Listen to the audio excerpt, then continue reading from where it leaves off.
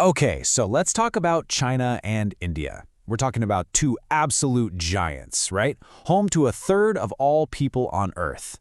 But one has just shot ahead in development while the other is on a totally different journey. So, why the huge gap? There are a ton of theories out there, but today we are zeroing in on one of the sharpest, most direct explanations you'll ever hear. So what's really going on here? This question, it seems simple, but the answer is anything but. And to get to the bottom of it, we're going to look at this through the eyes of someone who had, a front row seat to the rise of both of these nations. And that leader, the legendary Lee Kuan Yew, the man who basically built modern Singapore. 5 years ago at the founding dinner, you had predicted great things for China and India and cited to India's secular democracy as key to its future success. 5 years on, I just wanted to ask your opinion on how well you think India's government is doing in separating religion and politics, and perhaps what advice could you give to India's new breed of leaders? I think all the governments want your advice. It's nearly as sensitive and difficult a question as the last one. But I'll give you my experience of India. I think despite all the failings, highly bureaucratic, red tape, inefficient linkages between central and state governments, unwieldy coalitions in the center and unwieldy coalitions in the states, the progress is made is quite remarkable. I mean, 6, 7, 8% growth.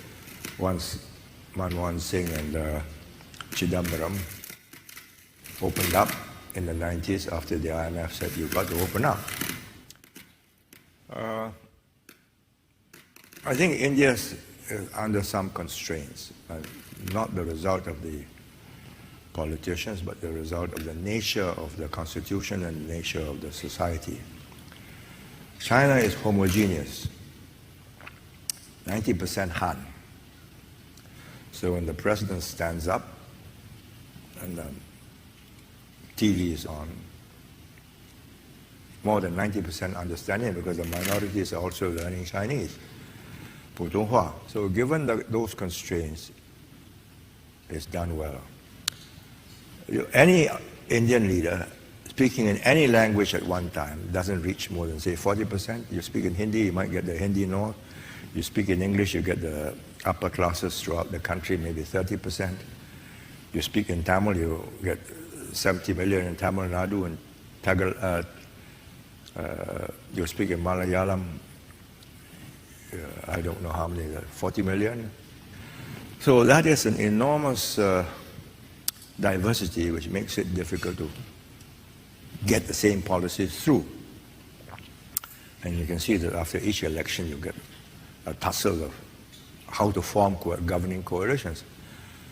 But on the other hand, because it's kept its constitution fluid, so a country with about 30, 40 different ethnic groups and 320 dialects and languages has held together. That's quite an achievement. Then you have the problem of the constitution. I was in Bombay 2 years ago, and this is a fact, and I don't think the Deputy Chief Minister will take offense at my recounting what actually took place and his position. So he asked me if I would spend 3 hours discussing how to make Bombay a world financial center. So I thought, well, why not? So he brought all his main ministers, state ministers, and his officials. Halfway through the dialogue, I asked him, who governs Bombay? He said, there's a committee that runs Bombay. I said, but who provides it with the revenue? He said, we do, the state government. What happens to Bombay's revenue? It goes to the state government. I said, then how do you dispense with that revenue? He says, well, we spread it throughout the Maharashtra state because there are so many farmers and so on, everybody has got to be looked after. I then said to him, if you want Bombay to become like Shanghai, Pudong, then you make it a self-governing unit, which the Chinese have done in Shanghai, in Tianjin, in Chongqing, and a few other cities recently. Then they deal direct with the central government.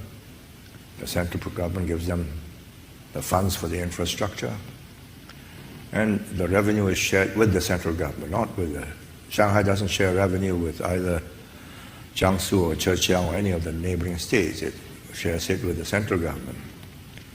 And the central government has invested enormous sums of money to make it the dragon head that goes up the Yangtze River right up to the Tibetan mountains.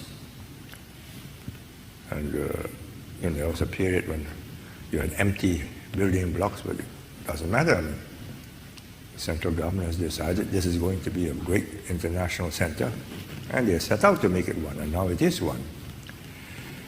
So I said, do that. He looked at me and says, what will happen to my farmers?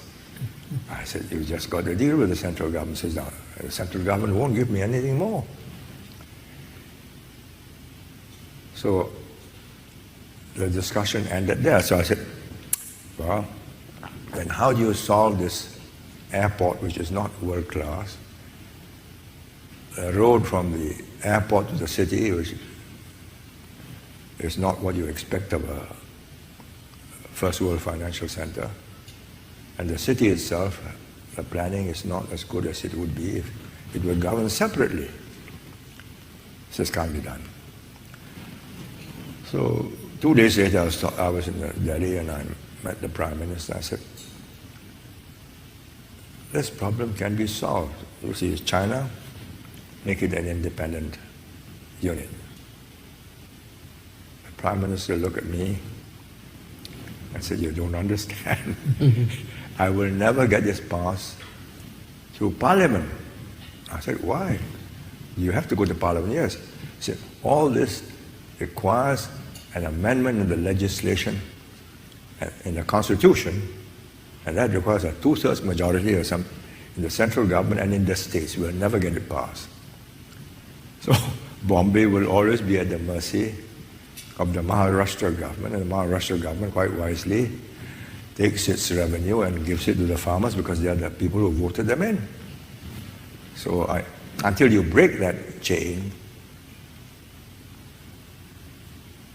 how do you break the chain? And in Lee Kuan Yew's view, that's the secret sauce. That's the combo that gave China its unbelievable edge. Now, of course, this is just one perspective, right? But it's a really powerful one. And it forces you to wonder, is there a fundamental trade-off here? Do you have to choose between the speed you get from unity and the incredible richness you get from diversity? Is it a choice between top-down efficiency and bottom-up freedom? There's no easy answer here. So, what do you think?